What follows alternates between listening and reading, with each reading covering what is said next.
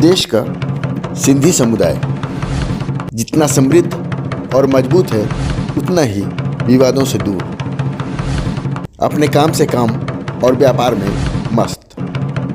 लेकिन हमारी आज के सभ्यता की शुरुआत सिंध से ही मानी जाती है और यह भी माना जाता है कि सिंध के कारण ही हमारा नाम हिंद, भाषा हिंदी और धर्म हिंदू पड़ा। आज जब हिंदुओं में जात पात को लेकर देश में बहस छिड़ी हुई है, हमने यह जानने की कोशिश की कि सिंधी समाज का क्या हाल है, उनके सामाजिक ढांचे में जाति प्रथा है या नहीं है, यदि है तो कैसा और कितना है। हमने बात की सिंधी समाज के जो मुखिया हैं उनसे। कहते हैं किसी चीज़ को अगर जानने की इच्छा हो तो उसके जड़ में जा कर के आप आज की समस्याओं का निदान जान सकते हैं। आजकल रामचरितमानस की कुछ चौपाइयों में जातियों के बारे में लिखा गया है, उसको लेकर के तमाम तरह के विवाद शुरू हो गए। हम यहाँ बैठे हैं सिंधी समुदाय के लोगों के पास और उनसे हम बात करते हैं कि उनके यहाँ जाति प्रथा है या नहीं है। हम इसलिए इनके पास आए हैं क्योंकि ये माना जाता है कि हमारी सभ्यताओं की शुरुआत, चाहे हड़प्पन कल्चर हो या वैदिक आर्यों की सभ्यता हो, उनकी शुरुआत सिंध से ही हुई। तो हमारे रूट में जो हम यहाँ पे हैं और हमारे रूट में क्या था, इनके यहाँ जातिवाद है या नहीं है तो किस तरह की है, इन सब चीज़ों की जानकारी लेने के लिए हम सिंधी समुदाय के हमारे जो अध्यक्ष हैं, आपका शुभ नाम गुरमुख दास जी हैं, उनसे हम बात करने के लिए आए हैं। और एक पत्रकार भी हैं और ये यहाँ के बहुत गणमान्य नागरिक हैं, हीरा मोटवानी जी। इन दोनों से हम बात करेंगे, जानने की कोशिश करेंगे कि आखिर उनका सोशल स्ट्रक्चर कैसा है और पहले कैसा था, अभी भी कैसा है, या इसमें कुछ परिवर्तन हुआ या सब कुछ वैसा ही है। स्वागत है आपका, वेलकम सर। नमस्कार। सबसे पहले ये जानना चाहता हूँ कि आपके सिंधी समाज में किस तरह का सोशल स्ट्रक्चर है, सामाजिक जो संरचना है वो किस तरह की है, क्या उसमें जाति भेद है? नहीं, हमारे यहाँ जाति भेद कुछ भी नहीं है। जैसे दुकानदार हैं, बिजनेसमैन हैं, वो वैश्यों की श्रेणी में ही कहलाए जाते हैं, और ब्राह्मण हैं, सिर्फ ये दो ही हैं। और रोटी बेटी का आदान प्रदान दोनों में ही चलता है, इसमें कोई भेदभाव नहीं है।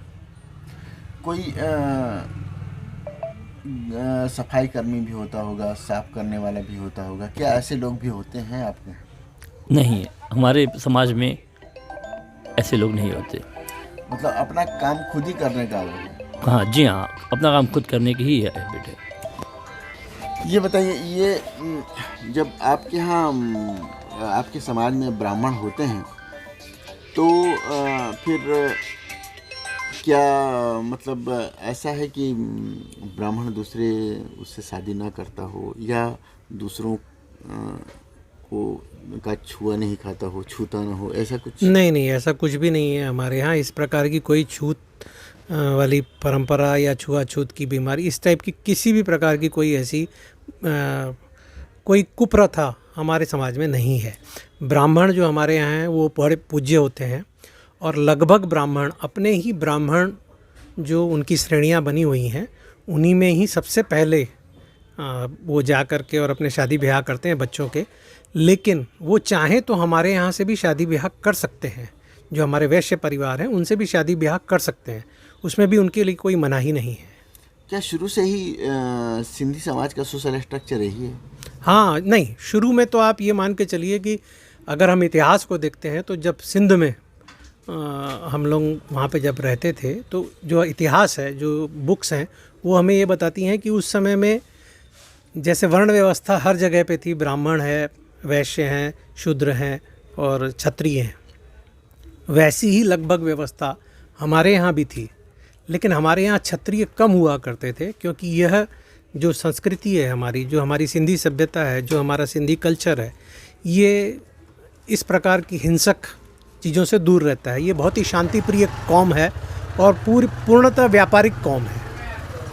तो उस ज़माने में आप इस तरीके से कल्पना कर सकते हैं कि आज अगर आप पंजाब जाएंगे तो पंजाब में आपको लगभग जितने भी काम करने वाले लोग मिलेंगे, उनमें आपको पंजाबी लोग ज़्यादा मिलेंगे। तो ठीक उसी तरीके से सिंध में भी हुआ रहता होगा, लेकिन ऐसा नहीं था। मतलब उस समय में भी ऐसा नहीं था कि उन लोगों से रोटी बेटी का संबंध नहीं हो सकता था। अगर वो लोग कमतर काम भी कर रहे हैं तो भी वो रोटी बेटी के लिए उनसे यानी ऐसी कोई छुआछूत या ऐसी कोई दूरी नहीं बनाई जाती थी। सिंधी माने सिंधी ही रहता था और वो शादी कर सकते थे। सिंध का राजा ब्राह्मण हुआ करता था। हाँ, लास्ट जो हमारे दाहिर सेन जो थे वो ब्राह्मण थे। तो ये इसके बाद भी आपके यहाँ कोई जाति भेद नहीं था? नहीं, जाति भेद उन्होंने जब वो सत्ता में आए और उन्होंने किया तो उन्होंने इस पूरे जो हमारे सिस्टम थे, ये वर्ण व्यवस्था थी, इसको लगभग उन्होंने समाप्त कर दिया। उन्होंने कहा कि भाई आप सिर्फ वैश्य और ब्राह्मण ही रहो। ब्राह्मण इसलिए क्योंकि आपको जन्म से लेकर मृत्यु तक आपको जितने भी क्रिया कर्म रहते हैं, जितने भी खुशी के मौके रहते हैं, आपको एक ब्राह्मण की ज़रूरत पड़ती है। तो वो ब्राह्मण हमारे यहाँ तब भी थे, आज भी हैं। बाकी सब चीज़ें ख़त्म हो करके वैश्य में कन्वर्ट हो गई, क्योंकि हम लोग पूरी तरीके से बिजनेस कौम हैं और प्रारंभ काल से ही हम लोग बिजनेसमैन ही रहे हैं। और यदि आप इतिहास उठा करके देखेंगे तो सिंधु से भी जब हम लोग बाहर जाया करते थे, हमारे जो पूर्वज लोग हैं वो जब व्यापार करने के लिए बाहर जाया करते थे तो समुद्री मार्ग को ज़्यादा चुनते थे और समुद्री मार्ग से वो व्यापार करने के लिए जाया करते थे। इसीलिए हमारे यहाँ के लोग और हमारे यहाँ की औरतें वो समुद्र की पूजा करती थी, जल की पूजा करती थी, वरुण देव की पूजा करती थी। इसीलिए हमारे यहाँ जल का बहुत महत्व है। और हमारे जो झूलेलाल भगवान जी जिन्होंने अवतार लिया था वो वरुण देव के अवतार कहलाए।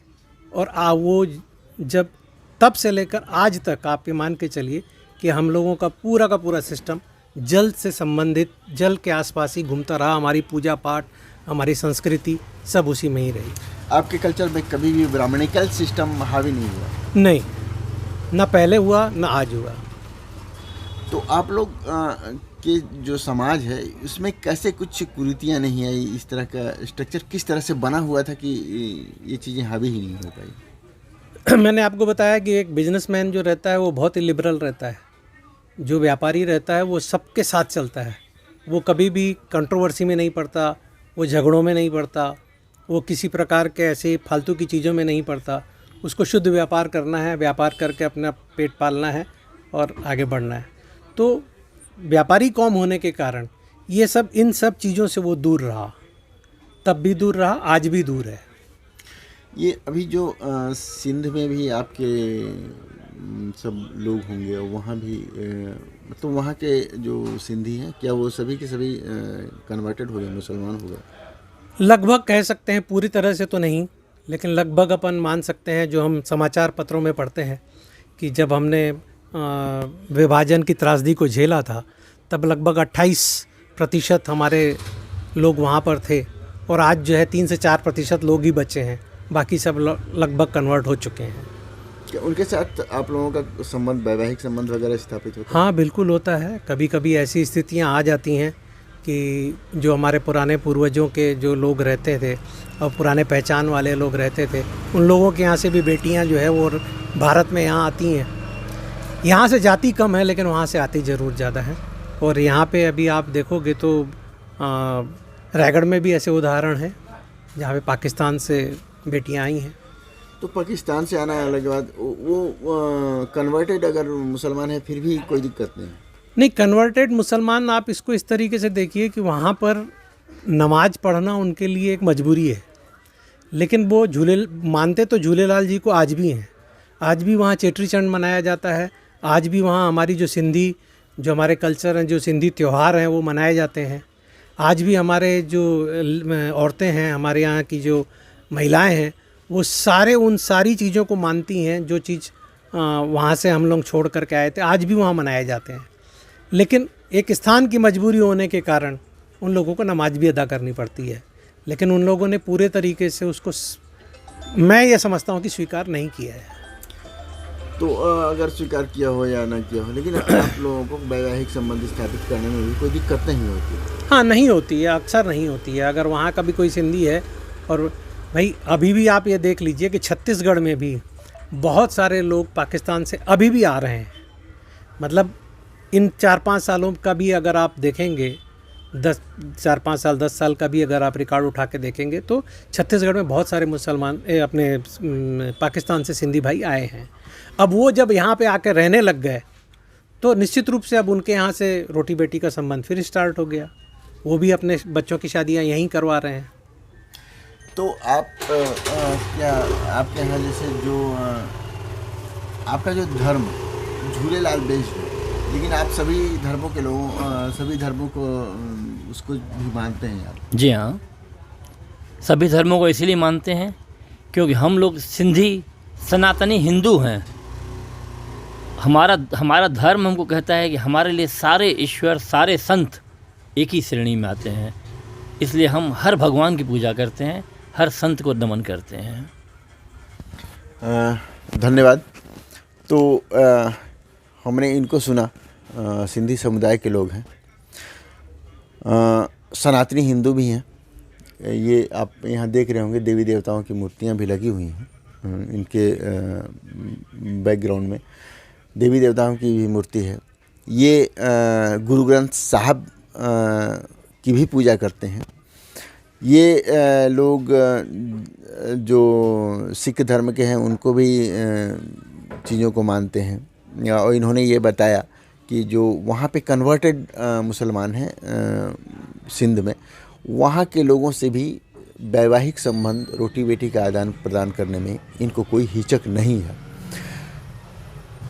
और अभी इन्होंने ये कहा कि हम सनातनी हैं, इसलिए इनका जो विचार है, जो व्यापक है, उसके पीछे ये है कि ये सनातनी है। और सनातनी होने के चलते ही सभी धर्मों के चीज़ों को ये मानते हैं, एक्सेप्ट करते हैं और उनका सम्मान भी करते हैं। यह बात शायद उन सभी लोगों तक पहुंचनी चाहिए जो आए दिन धार्मिक कट्टरवाद फैलाकर जगह जगह हिंसा करवा रहे हैं और कई जगह नफ़रत के जहर फैला रहे हैं। देखते रहिए हमारा यूट्यूब चैनल मुनादी चौपाल। लाइक कीजिए, शेयर कीजिए। अगर आपके मन में कुछ सवाल है तो आप कमेंट बॉक्स में कमेंट भी कीजिए। धन्यवाद।